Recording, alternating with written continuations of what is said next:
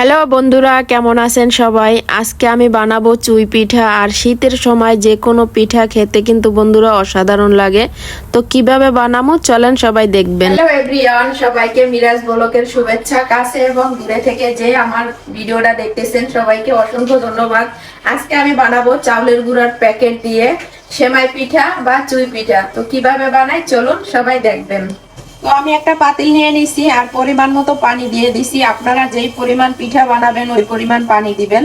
তো আমি অল্প করে বানাবো, এই জন্য আমি অল্প করে পানি দিয়ে পানিটা ফুটিয়ে নিছি। এখন আমি দিয়ে দিব পরিমাণ মতো লবণ। তার পরিমাণ মতো লবণ দিয়ে দিলাম। এখন দিয়ে দিব চাউলের গুঁড়ি পরিমাণ মতো। আমি অল্প করে বানাবো এই জন্য অল্প অল্প দিছি। আমি দিয়ে দিলাম চাউলের গুঁড়ি। এখন আমি নাড়া দিব না, আমি 2 মিনিটের জন্য ঢাকনা দিয়ে দিব, তাহলে চাউলের গুঁড়িটা ভালো করে সেদ্ধ হবে আর পিঠাটা অনেক সুন্দর হবে। তো বন্ধুরা, আমি ফিরে আসলাম 2 মিনিট পরে। এখন ঢাকনা খুলে আমি চাউলের গুঁড়িটা ভালোভাবে পানির সাথে মিক্স করে দিব। আর দেখেই বুঝতে পারবেন কতটা পারফেক্ট ভাবে আমার চাউলের গুঁড়োটা আমি সেদ্ধ করে নিছি। বন্ধুরা দেখেন কতটা পারফেক্ট ভাবে আমি চাউলের গুঁড়োটা সেদ্ধ করে নিছি। দেখেন একেবারে এইভাবে হবে, তাহলে আপনার পারফেক্ট ভাবে পিঠা হবে। তো আমি এখন ঠান্ডা করে ডোটা বানিয়ে নিব পিঠার জন্য। তো বন্ধুরা, সেদ্ধ করার পরে আমি ভালোভাবে ডোটা বানিয়ে নিছি আর এরকম একটা গোল করে নিছি। আর শীতের সময় তো পিঠা খেতে সবাই অনেক পছন্দ করি। তো আমি সহজভাবে আপনাদের কয়টা পিঠা বানিয়ে দেখাবো। তো এইভাবে একটা গোল করে নিবেন। আমি একটা সিজার নিয়ে নিছি, সিজার দিয়ে আমি এইভাবে কেটে দিব। দেখতে পাচ্ছেন এইভাবে ছোট ছোট করে আমি কেটে নিব কিছু। তো যারা একেবারে নতুন বানাতে পারেন না তাদের জন্য এইভাবে অনেক সহজে আপনারা বানিয়ে নিতে পারবেন। তো আমি কিছু কেটে নিলাম, এগুলো বানিয়ে আপনাদের দেখাচ্ছি। একটু চাউলের গুঁড়ি দিয়ে নেবেন। তো আমি অল্প করে চাউলের গুঁড়ি নিয়ে নিলাম। যেগুলো আমি কাটছি ওইগুলো আপনাদের বানিয়ে দেখাবো। দেখেন এইভাবে আপনারা বানিয়ে নিতে পারবেন। দেখেন এইভাবে অতি সহজে আপনারা বানিয়ে নিতে পারবেন যারা না বানাতে পারেন। তো বন্ধুরা, আপনাদের প্রথমে দেখিয়েছিলাম সিজার দিয়ে কিভাবে সহজভাবে কেটে বানান যায়। তো এখন আরও একটা ভাবে আপনাদের দেখাবো। এভাবে লম্বা করে নেবেন, তারপর ছোট ছোট টুকরা করে নেবেন, তাহলেই সহজে বানাতে পারবেন চুই পিঠা। তো আমি এভাবে বানিয়ে নিলাম। আর যারা এরকম বানিয়ে ডাইরেক্ট বানাতে পারেন তো এভাবেও সোজা, আপনারা না পারলে অনেকভাবে বানানো যায়। কারণ এখন ঠান্ডার সিজন, পিঠা খেতে তো সবার ভালো লাগে। এই জন্য একটু সহজভাবে আপনাদের বুঝিয়ে দিলাম যে কিভাবে অতি সহজে চুই পিঠা বানানো যায়। তো আমি এইভাবে সবগুলো পিঠা বানিয়ে নিব।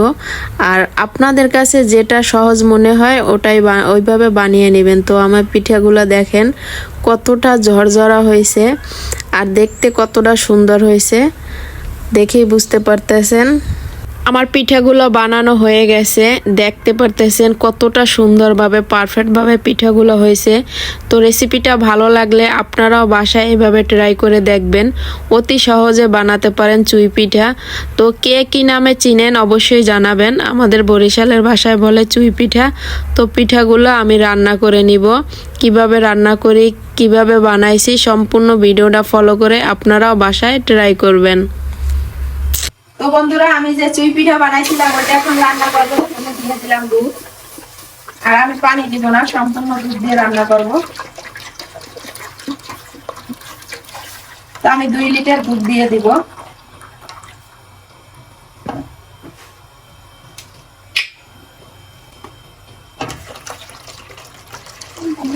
তো আমি দুধটা ফুটিয়ে নিছি, এখন দিয়ে দিব গরম মশলা আর দিয়ে দিব একটা তেজপাতা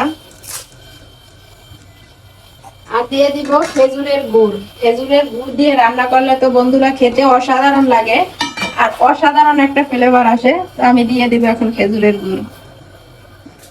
আর দেখেন দেশের গুড়, অসাধারণ একটা ঘ্রাণ আসবে গুড়টা দিলে।